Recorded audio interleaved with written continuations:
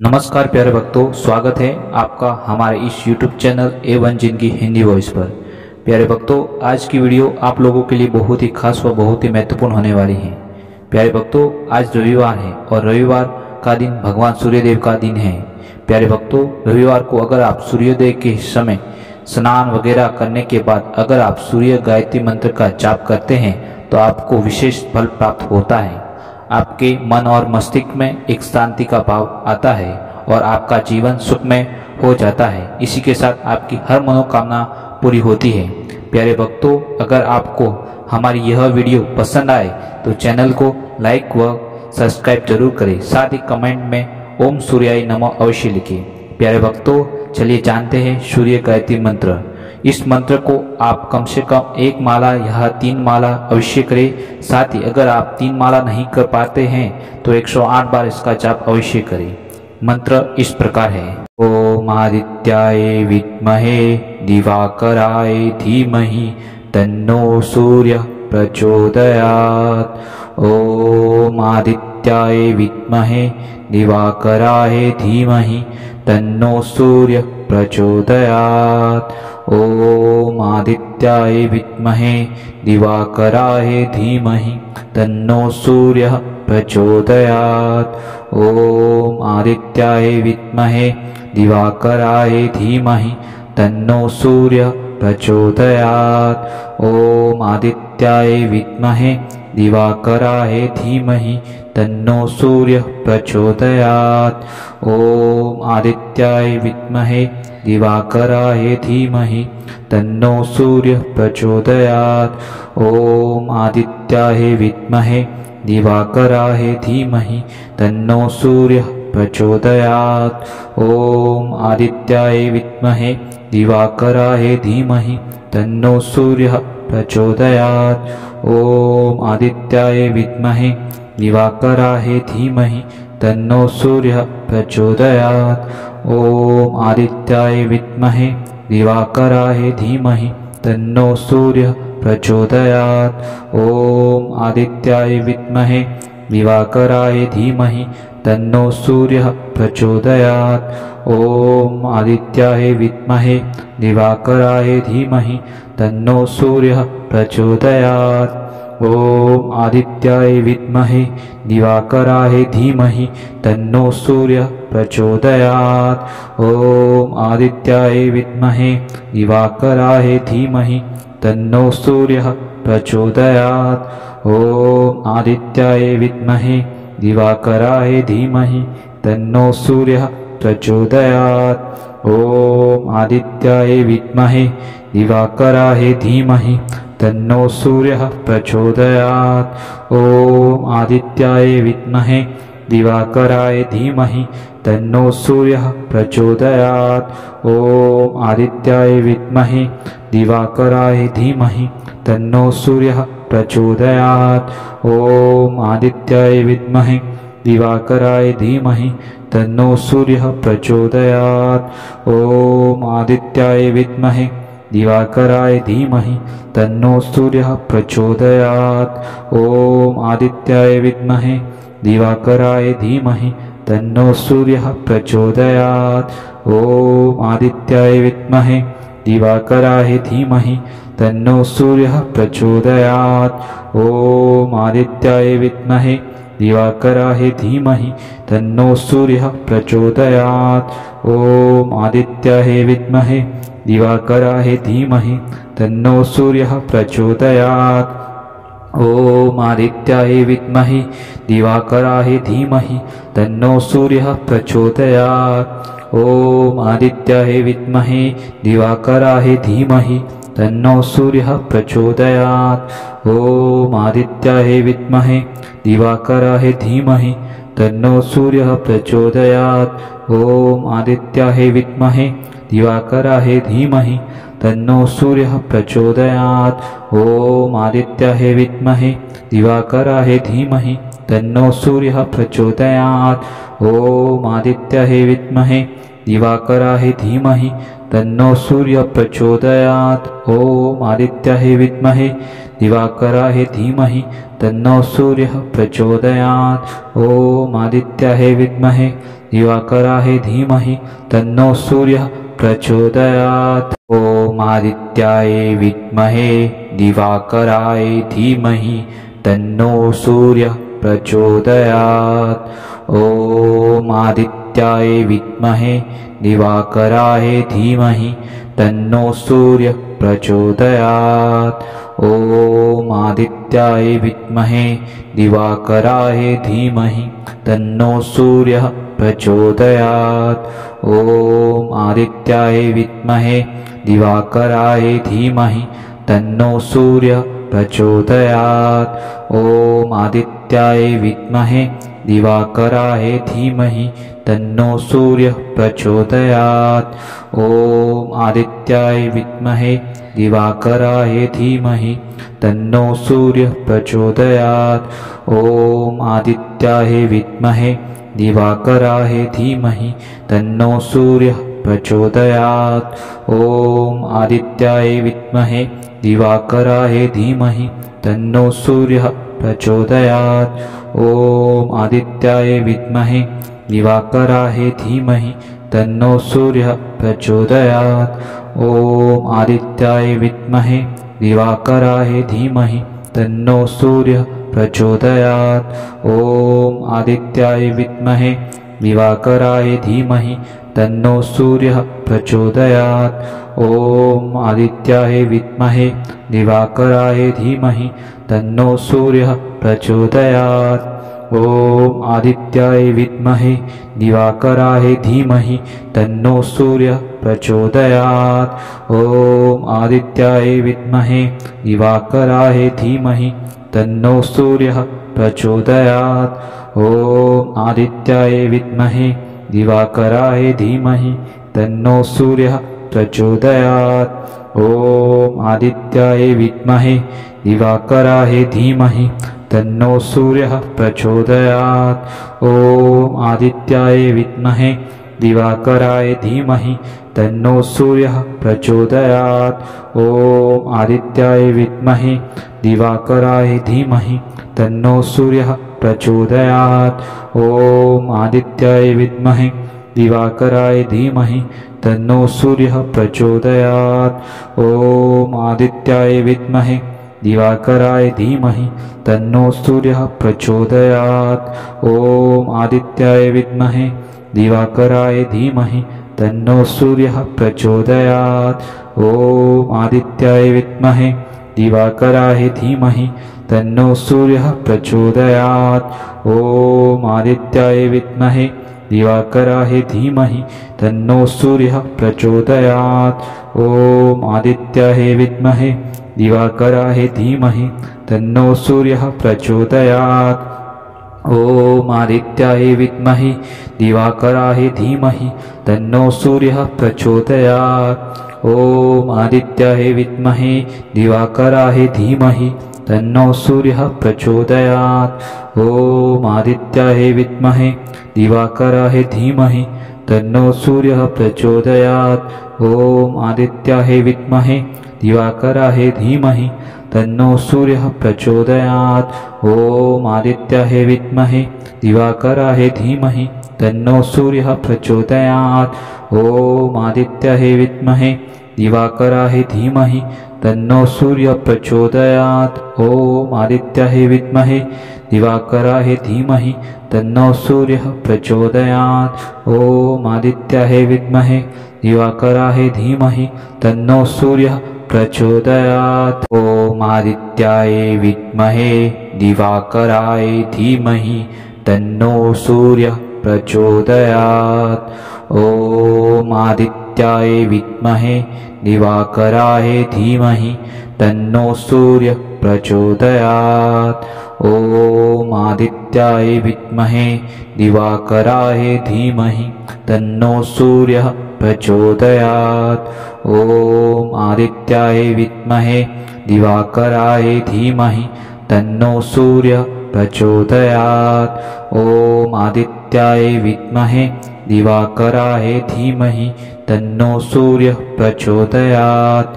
ॐ आदित्याय विद्महे दिवाकराय धीमहि तन्नो सूर्यः प्रचोदयात्।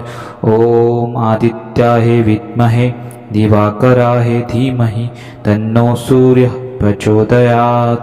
ॐ आदित्याय विद्महे दिवाकराय धीमहि तन्नो सूर्यः प्रचोदयात्। ॐ आदित्याय विद्महे दिवाकराय धीमहि तन्नो सूर्यः प्रचोदयात्। ॐ आदित्याय विद्महे दिवाकराय धीमहि तन्नो सूर्यः प्रचोदयात्। ॐ आदित्याय विद्महे दिवाकराय धीमहि तन्नो सूर्यः प्रचोदयात्। ॐ आदित्याय विद्महे दिवाकराय धीमहि तन्नो सूर्यः प्रचोदयात्। ॐ आदित्याय विद्महे दिवाकराय धीमहि तन्नो सूर्यः प्रचोदयात्। ॐ आदित्याय विद्महे दिवाकराय धीमहि तन्नो सूर्यः प्रचोदयात्। ॐ आदित्याय विद्महे दिवाकराय धीमहि तन्नो सूर्यः प्रचोदयात्। ॐ आदित्याय विद्महे दिवाकराय धीमहि तन्नो सूर्यः प्रचोदयात्। ॐ आदित्याय विद्महे दिवाकराय धीमहि तन्नो सूर्यः प्रचोदयात्। ॐ आदित्याय विद्महे दिवाकराय धीमहि तन्नो सूर्यः प्रचोदयात्। ॐ आदित्याय विद्महे दिवाकराय धीमहि तन्नो सूर्यः प्रचोदयात्। ॐ आदित्याय विद्महे दिवाकराय धीमहि तन्नो सूर्यः प्रचोदयात्। ॐ आदित्याय विद्महे दिवाकराय धीमहि तन्नो सूर्यः प्रचोदयात्। ॐ आदित्याय विद्महे दिवाकराय धीमहि तन्नो सूर्यः प्रचोदयात्। ॐ आदित्याय विद्महे दिवाकराय धीमहि तन्नो सूर्यः प्रचोदयात्। ॐ आदित्याय विद्महे दिवाकराय धीमहि तन्नो सूर्यः प्रचोदयात्। ॐ आदित्याय विद्महे दिवाकराय धीमहि तन्नो सूर्यः प्रचोदयात्। ॐ आदित्याय विद्महे दिवाकराय धीमहि तन्नो सूर्यः प्रचोदयात्। ॐ आदित्याय विद्महे दिवाकराय धीमहि तन्नो सूर्यः प्रचोदयात्। ॐ आदित्याय विद्महे दिवाकराय धीमहि तन्नो सूर्यः प्रचोदयात्। ॐ आदित्याय विद्महे दिवाकराय धीमहि तन्नो सूर्यः प्रचोदयात्। ॐ आदित्याय विद्महे दिवाकराय धीमहि तन्नो सूर्यः प्रचोदयात्। ॐ आदित्याय विद्महे दिवाकराय धीमहि तन्नो सूर्यः प्रचोदयात्।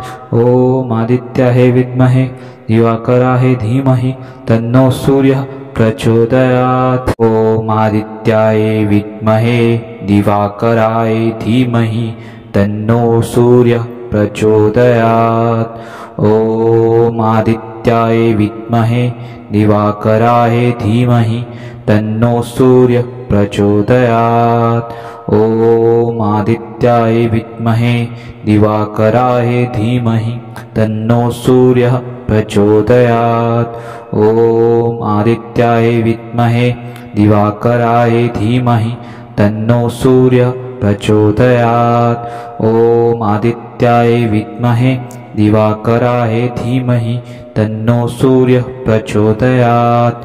ॐ आदित्याय विद्महे दिवाकराय धीमहि तन्नो सूर्यः प्रचोदयात्। ॐ आदित्याय विद्महे दिवाकराय धीमहि तन्नो सूर्यः प्रचोदयात्। ॐ आदित्याय विद्महे दिवाकराय धीमहि तन्नो सूर्यः प्रचोदयात्। ॐ आदित्याय विद्महे दिवाकराय धीमहि तन्नो सूर्यः प्रचोदयात्। ॐ आदित्याय विद्महे दिवाकराय धीमहि तन्नो सूर्यः प्रचोदयात्। ॐ आदित्याय विद्महे दिवाकराय धीमहि तन्नो सूर्यः प्रचोदयात्। ॐ आदित्याय विद्महे दिवाकराय धीमहि तन्नो सूर्यः प्रचोदयात्। ॐ आदित्याय विद्महे दिवाकराय धीमहि तन्नो सूर्यः प्रचोदयात्। ॐ आदित्याय विद्महे दिवाकराय धीमहि तन्नो सूर्यः प्रचोदयात्। ॐ आदित्याय विद्महे दिवाकराय धीमहि तन्नो सूर्यः प्रचोदयात्। ॐ आदित्याय विद्महे दिवाकराय धीमहि तन्नो सूर्यः प्रचोदयात्। ॐ आदित्याय विद्महे दिवाकराय धीमहि तन्नो सूर्यः प्रचोदयात्। ॐ आदित्याय विद्महे दिवाकराय धीमहि तन्नो सूर्यः प्रचोदयात्। ॐ आदित्याय विद्महे दिवाकराय धीमहि तन्नो सूर्यः प्रचोदयात्। ॐ आदित्याय विद्महे दिवाकराय धीमहि तन्नो सूर्यः प्रचोदयात्। ॐ आदित्याय विद्महे दिवाकराय धीमहि तन्नो सूर्यः प्रचोदयात्। ॐ आदित्याय विद्महे दिवाकराय धीमहि तन्नो सूर्यः प्रचोदयात्। ॐ आदित्याय विद्महे दिवाकराय धीमहि तन्नो सूर्यः प्रचोदयात्। ॐ आदित्याय विद्महे दिवाकराय धीमहि तन्नो सूर्यः प्रचोदयात्। ॐ आदित्याय विद्महे दिवाकराय धीमहि तन्नो सूर्यः प्रचोदयात्। ॐ आदित्याय विद्महे दिवाकराय धीमहि तन्नो सूर्यः प्रचोदयात्। ॐ आदित्याय विद्महे दिवाकराय धीमहि तन्नो सूर्यः प्रचोदयात्। ॐ आदित्याय विद्महे दिवाकराय धीमहि तन्नो सूर्यः प्रचोदयात्। ॐ आदित्याय विद्महे दिवाकराय धीमहि तन्नो सूर्यः प्रचोदयात्। ॐ आदित्याय विद्महे दिवाकराय धीमहि तन्नो सूर्यः प्रचोदयात्। ॐ आदित्याय विद्महे दिवाकराय धीमहि तन्नो सूर्यः प्रचोदयात्। ॐ आदित्याय विद्महे दिवाकराय धीमहि तन्नो सूर्यः प्रचोदयात्। ॐ आदित्याय विद्महे दिवाकराय धीमहि तन्नो सूर्यः प्रचोदयात्। ॐ आदित्याय विद्महे दिवाकराय धीमहि तन्नो सूर्यः प्रचोदयात्। ॐ आदित्याय विद्महे दिवाकराय धीमहि तन्नो सूर्यः प्रचोदयात्। ॐ आदित्याय विद्महे दिवाकराय धीमहि तन्नो सूर्यः प्रचोदयात्। ॐ आदित्याय विद्महे दिवाकराय धीमहि तन्नो सूर्यः प्रचोदयात्। ॐ आदित्याय विद्महे दिवाकराय धीमहि तन्नो सूर्यः प्रचोदयात्। ॐ आदित्याय विद्महे दिवाकराय धीमहि तन्नो सूर्यः प्रचोदयात्। ॐ आदित्याय विद्महे दिवाकराय धीमहि तन्नो सूर्यः प्रचोदयात्। ॐ आदित्याय विद्महे दिवाकराय धीमहि तन्नो सूर्यः प्रचोदयात्। ॐ आदित्याय विद्महे दिवाकराय धीमहि तन्नो सूर्यः प्रचोदयात्। ॐ आदित्याय विद्महे दिवाकराय धीमहि तन्नो सूर्यः प्रचोदयात्। ॐ आदित्याय विद्महे दिवाकराय धीमहि तन्नो सूर्यः प्रचोदयात्। ॐ आदित्याय विद्महे दिवाकराय धीमहि तन्नो सूर्यः प्रचोदयात्। ॐ आदित्याय विद्महे दिवाकराय धीमहि तन्नो सूर्यः प्रचोदयात्। ॐ आदित्याय विद्महे दिवाकराय धीमहि तन्नो सूर्यः प्रचोदयात्। ॐ आदित्याय विद्महे दिवाकराय धीमहि तन्नो सूर्यः प्रचोदयात्। ॐ आदित्याय विद्महे दिवाकराय धीमहि तन्नो सूर्यः प्रचोदयात्।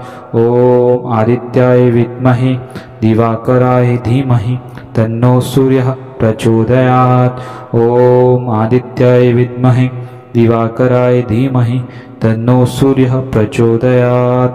ॐ आदित्याय विद्महे दिवाकराय धीमहि तन्नो सूर्यः प्रचोदयात्। ॐ आदित्याय विद्महे दिवाकराय धीमहि तन्नो सूर्यः प्रचोदयात्। ॐ आदित्याय विद्महे दिवाकराय धीमहि तन्नो सूर्यः प्रचोदयात्। ॐ आदित्याय विद्महे दिवाकराय धीमहि तन्नो सूर्यः प्रचोदयात्। ॐ आदित्याय विद्महे दिवाकराय धीमहि तन्नो सूर्यः प्रचोदयात्। ॐ आदित्याय विद्महे दिवाकराय धीमहि तन्नो सूर्यः प्रचोदयात्। ॐ आदित्याय विद्महे दिवाकराय धीमहि तन्नो सूर्यः प्रचोदयात्। ॐ आदित्याय विद्महे दिवाकराय धीमहि तन्नो सूर्यः प्रचोदयात्। ॐ आदित्याय विद्महे दिवाकराय धीमहि तन्नो सूर्यः प्रचोदयात्। ॐ आदित्याय विद्महे दिवाकराय धीमहि तन्नो सूर्यः प्रचोदयात्। ॐ आदित्याय विद्महे दिवाकराय धीमहि तन्नो सूर्यः प्रचोदयात्। ॐ आदित्याय विद्महे दिवाकराय धीमहि तन्नो सूर्यः प्रचोदयात्। ॐ आदित्याय विद्महे दिवाकराय धीमहि तन्नो सूर्यः प्रचोदयात्।